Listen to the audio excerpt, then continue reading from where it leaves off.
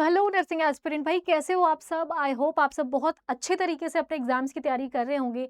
जो भी आपके एग्जाम्स जो हैं वो आने वाले हैं, तो this is your paediatric educator Swara और आज हम बात करने वाले हैं आपके बीटीएससी यानी कि बिहार की जो एनएचएम की वैकेंसी जो है अनाउंस की गई है, जो आने वाली है बच्चे, जो एक्सपेक्टेड मान के चल रहे हैं कि हम जून तक आपका जो है वो नोटिफिकेशन भी देखने को मिल सकता है 3000+ पोस्ट पे। उसके बारे में छोटी सी बात करने वाले हैं। बहुत सारे बच्चे जो हैं वो सिलेबस पैटर्न को लेके बहुत ज्यादा डाउटफुल हैं, उनको सिलेबस नहीं पता है कि किस टाइप का सिलेबस आता है या क्या क्या होता है, किस किस टाइप के क्वेश्चंस आते हैं। तो उन चीजों के बारे में हम इस वीडियो में बात करने वाले हैं। फटाफट से सेशन को अगर आप देख रहे हैं तो आप शेयर कर दीजिए ताकि बहुत सारे बच्चों तक ये डाउट जो है वो उनका रिजॉल्व हो पाए। अगर हम बीटीएससी के पोस्ट की सबसे पहले बच्चे बात कर ले तो सिंपली आपको करना है बीटीएससी स्टाफ नर्स 2026 को आप क्या कर सकते हो, यहाँ पे वैकेंसी को सर्च करो। ठीक है, जैसे यहाँ पे आप मोर पे जाओगे ना बच्चों, यहाँ पे आपको अड्डा का कुछ इस तरीके से इंटरफेस दिखेगा। ठीक है, अब क्या करना है आपको, डिटेल इंफॉर्मेशन के लिए बिहार में स्टाफ नर्स की जो रिक्तियां हैं यानी कि पोस्ट हैं 2026 में जल्द ही घोषित होने वाली हैं, जो कि कम नहीं है बच्चों, 100-200 पोस्ट नहीं है, 3950 यानी कि 4000 लगभग पदों के लिए जून में ऑनलाइन आवेदन जो है वो शुरू की जा सकती है। अब अगर ये इतनी चीजें आपको बताई जा रही हैं तो फिर आपको किस हिसाब से, यानी कि देखो बिहार में स्टाफ नर्स की भर्तियां 2026 में जल्द होने की उम्मीद है। ठीक है, यहाँ पे राष्ट्रीय स्वास्थ्य सेवा विभाग यानी कि एनएचएम की अंतर्गत संविदा आधार पर लगभग आपकी 2500 से ये इंक्रीज करके 4000 तक कंप्लीट कर दी गई है। तो इसका शानदार जो अवसर है बच्चों वो आपको मिल सकता है कुछ इस तरीके से। अभी थोड़े टाइम पहले आपने देखा होगा कि 484 विशेषज्ञ डॉक्टर और 5528 स्वास्थ्य कर्मियों की भर्ती होगी, ऐसा कुछ न्यूज आपसे शेयर किया जा रहा था। अब डिटेल अगर हम बात करें तो यहाँ पे देखिएगा, पटना हिंदुस्तान ब्यूरो बिहार में सरकारी अस्पतालों में मानव संसाधन बढ़ोतरी को लेकर विशेषज्ञ चिकित्सकों को लेकर स्वास्थ्य कर्मियों की बहाली की प्रक्रिया तेज कर दी गई है, जिसमें अगर हम अमाउंट की बात करें तो यहाँ पर आपका 5528 जो है वो नर्सेस की और साथ साथ 484 डॉक्टर्स की जो है वो बहाली की गई है। तो यहाँ पे बच्चे आपको बहुत अच्छे अमाउंट में पोस्ट रिलीज होता हुआ दिखाई दे रहा है। अब बात कर लेते हैं कि अगर हमें इस पोस्ट में एलिजिबिलिटी है और हम चाहते हैं कि हम इसको अप्लाई करें और एग्जाम क्वालिफाई करें और हम एक अच्छा नर्सिंग स्टाफ जो है वो यहाँ पर देखने को मिले हमें और हम बन जाएं, तो भाई आपके पास एक प्रॉपर स्ट्रैटेजी भी होनी चाहिए। अब वो स्ट्रैटेजी के लिए बच्चों आपको करना ये है कि इस चीज को सबसे पहले तो समझिए। दूसरी बात अगर मैं बात करूं, ये जो रिक्रूटमेंट का ओवरव्यू की बात करें तो देखिएगा, बिहार गवर्नमेंट ने ये रिलीज करा है स्कीम जो है वो नेशनल हेल्थ मिशन यानी एनएचएम की संविदा पोस्ट पर आपकी वैकेंसी रहने वाली है। पोस्ट जो है वो स्टाफ नर्स की रहने वाली है और 3950 रहने वाली है। ठीक है, जॉब टाइप आपका कॉन्ट्रैक्चुअल रहेगा। अगर हम नोटिफिकेशन डेट की बात करें तो मई के लास्ट या जून तक में आपको ये देखने को मिल सकता है, एक्सपेक्टेड जो है वो जून तक का देखने को मिलेगा। एप्लीकेशन स्टार्ट जो हो जाएगा वो जून में एक्सपेक्टेडली स्टार्ट हो जाएगा बच्चों। एग्जाम डेट जो होगा वो अगस्त में देखने को मिलेगा, मतलब यू हैव एटलीस्ट 2 मंथ्स, जुलाई और अगस्त। मई तो ऑलमोस्ट खत्म होने को है, अब जुलाई और अगस्त में आपका एग्जामिनेशन 2 महीने के लिए है, तो 2 महीने तक आपको अच्छी सी प्रिपरेशन करनी है। ठीक है, जॉब लोकेशन जो होगा वो बिहार का होगा। अगर हम यहाँ पे फर्दर डिटेल्स की बात करें बच्चों तो आपके फर्दर डिटेल्स में देखिएगा, एज लिमिट, कुछ एजुकेशनल क्वालिफिकेशन आपकी जीएनएम और बीएससी नर्सिंग दोनों की होगी। बिहार नर्सेज रजिस्ट्रेशन यानी कि बीएनआरसी का आपका रजिस्ट्रेशन होना चाहिए। एज लिमिट आपकी मिनिमम 21 साल होनी चाहिए। ठीक है, तो ये सारी चीजें आपकी यहाँ पे जो एज लिमिट होती है वो आपकी अनरिजर्व कैटेगरी के लिए 37 साल।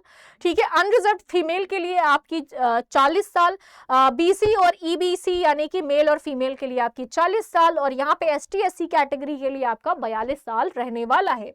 अगर हम यहाँ पे सिलेक्शन प्रोसेस की बात करें बच्चे तो सीबीटी का एग्जाम होने वाला है, 75 नंबर का आपका ये एग्जाम होगा। वर्क एक्सपीरियंस जो है यहाँ पे क्या है बच्चे, आपका 25 मार्क्स का जो आपका क्लिनिकल आएगा वैसा एग्जाम आएगा। ठीक है, टोटल जो है यहाँ पे जो है क्या बोलते हैं 100 मार्क्स, यानी कि अगर 25 मार्क्स को आप ऐड करो आपके एक्सपीरियंस पर आपको 25 मार्क्स दिए जाएंगे। 100 मार्क्स का पूरा आपका टोटल एग्जाम रहने वाला है। ठीक है, यहाँ पे रिटन बिल्वी एग्जाम कंडक्टेड सीवीटी मोड पे आपका एग्जाम रहेगा, 100 क्वेश्चंस देखने को मिलेंगे, 2 घंटे का टाइम पीरियड दिया जाएगा, यानी कि 130 मिनट का आपका एग्जाम रहने वाला है। हिंदी और इंग्लिश में बायलिंगुअल आपका एग्जाम होगा, नेगेटिव मार्किंग होगी, +1 for the correct answer and आपका 0.25 यानी कि 1/4 आपका माइनस मार्किंग देखने को मिलेगा। मिनिमम क्वालिफाइंग मार्क्स की बात करें तो 40% जनरल का, बीसी का यानी कि ओबीसी का आपका 36%, ईबीसी का, ईडब्ल्यूएस का 34% और एसटी एससी का, वुमेन का 32% आपको देखने को मिलेगा। Maximum 5 marks awarded per year of experience. अगर आपको 1 साल का एक्सपीरियंस है तो 5 मार्क आपको एक्स्ट्रा मिलेगा, 2 साल का एक्सपीरियंस है तो आपको जो है वो 10 मार्क्स एक्स्ट्रा मिलेंगे, 3 साल का एक्सपीरियंस है तो आपको क्या मिलेगा बच्चों, 15 मार्क्स। और इसी तरीके से 4 साल अगर आपके पास है एक्सपीरियंस तो आपको 25 मार्क्स टोटल जो है वो फाइनल सिलेक्शन के लिए आपको जो है यहाँ पे मिलेगा। ठीक है, पे स्केल की बात करी जाए तो ग्रेड पे स्केल आपकी जो है वो 4,600 रुपए रहने वाली है। पे स्केल यूनिवर्सिटी अगर बात करें तो 34,800 रुपए तक आपका जो है वो देखने को मिलेगा। 7 लेवल का रिवाइज्ड पे स्केल आपका यहाँ पे देखने को मिलेगा। अब बात कर लेते हैं आपके कि ये सारी चीजें तो हमें पता चल गई, लेकिन हम इसकी तैयारी जो है वो कैसे करेंगे। तो एक प्रॉपर स्ट्रैटेजी के बारे में सिलेबस आपका पता होना चाहिए आपको कि सिलेबस क्या होता है भाई।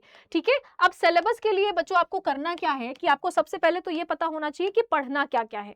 ठीक है, क्या क्या चीजें पढ़नी है। तो देखो भाई, सिंपल सी चीज है यहाँ पे, सिलेबस के लिए आपको क्या करना पड़ेगा बच्चे, नर्सिंग के जितने भी सब्जेक्ट हैं, ठीक है, नर्सिंग के जो भी सब्जेक्ट्स होते हैं रिगार्डिंग आपके नर्सिंग प्रपोर्शन के, तो यहाँ पे सबसे ज्यादा जो है वो है आपका मेडिकल सर्जिकल नर्सिंग। ठीक है, तो आपको मेडिकल सर्जिकल नर्सिंग जो है बच्चे वो बहुत अच्छे से कवर करना पड़ेगा। ठीक है, एमएसएन। दूसरी अगर हम बात करें तो यहाँ पर आपको दूसरा सब्जेक्ट जो कवर करना पड़ेगा दैट इज आपका फंडामेंटल ऑफ नर्सिंग। ठीक है, फंडामेंटल यानी कि एफओएन पढ़ना पड़ेगा।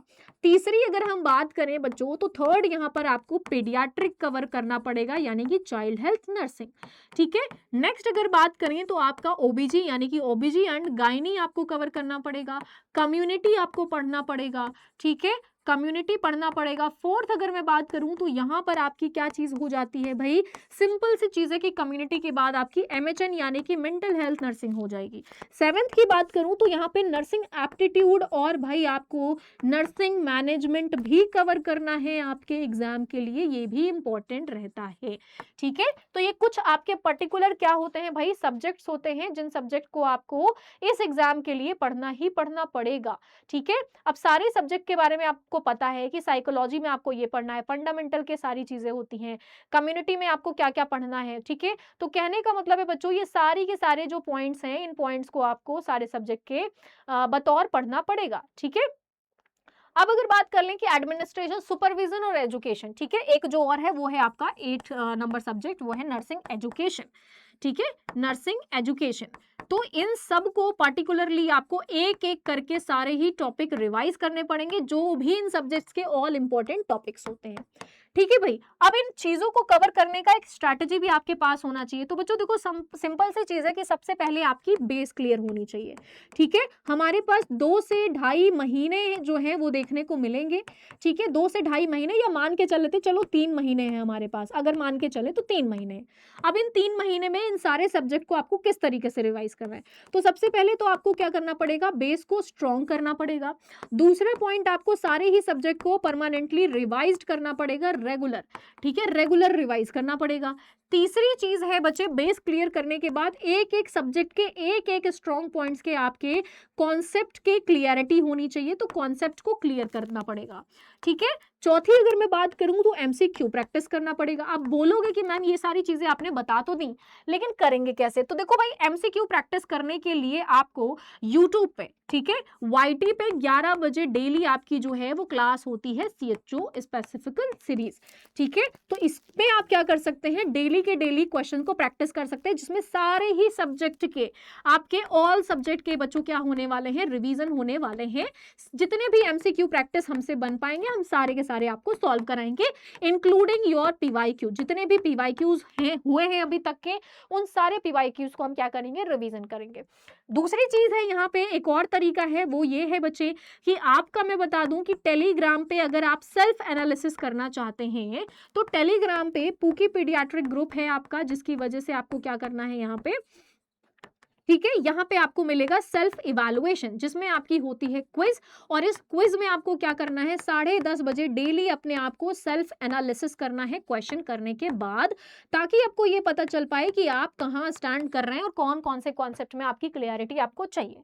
तीसरी चीज, ये बेसिक और आपके रिवीजन और कॉन्सेप्ट को क्लियर करने के लिए आपको क्या करना पड़ेगा बच्चे, बैच हम आपके लिए एक डिजाइन करके लेके आए हैं, जो बैच आपका रहता है बहुत इंपॉर्टेंट। अगर आप यहाँ पे किस चीज को क्या कर रहे हो, टारगेट कर रहे हो बीटीसी एग्जाम को, तो आपको क्या करना है, यहाँ पे अड्डा 24/7, ठीक है, यहाँ पे क्या करोगे, अड्डा 247, जिसमें आपका यहाँ पे मैं बोल दूं नर्सिंग अड्डा, ठीक है, यहाँ पे क्या करना है बच्चों, नर्सिंग अड्डा आपको टाइप करना है। तो जैसे ही आप यहाँ पे नर्सिंग अड्डा 247 टाइप करते हैं, ठीक है, और यहाँ पे इस तरीके के इंटरफेस में आते हैं भाई, कोर्सेज पे आओगे, कोर्सेज में आपको यहाँ पे चूज करना पड़ेगा बच्चों कुछ इस तरीके से, नर्सिंग एग्जाम, ठीक है। अब नर्सिंग एग्जाम जैसे ही आप चूज करते हैं, आप देखते हैं कुछ इस तरीके से आपको यहाँ पे चीजें देखने को मिलेंगी, ठीक है, बिहार सीएचओ हो गया, नॉर्सिट हो गया, आरआरबी नर्सिंग सुपरिटेंडेंट हो गया, नर्सिंग महापैक हो गया, ठीक है, ये सारे के सारे आपको यहाँ पे कुछ इस तरीके से दिखाई देंगे कोर्सेज, ठीक है।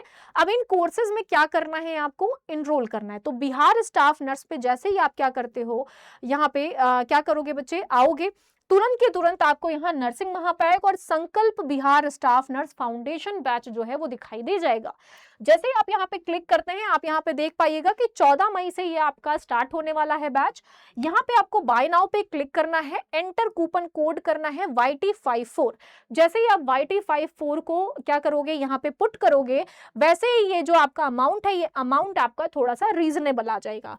ऑन द अदर हैंड, अगर आप क्या कर रहे हैं, सारे ही एग्जाम का एक्सेस लेना चाहते हैं या तैयारी करना चाहते हैं, तो आप नर्सिंग महापैक को इनरोल कर सकते हैं। सेम लाइक आपको कूपन कोड प्रेफर करना है YT54, YT54 कूपन कोड के साथ साथ आप इसको क्या कर सकते हो, इनरोल कर सकते हो। इसमें आपको मिलेंगे सारे ही फीचर्स, सारे ही टाइप के आपके एग्जाम्स को कवरिंग करते हुए कॉन्सेप्ट, और आपके टेस्ट सीरीजेस, और आपके लाइव और रिकॉर्डेड क्लासेस।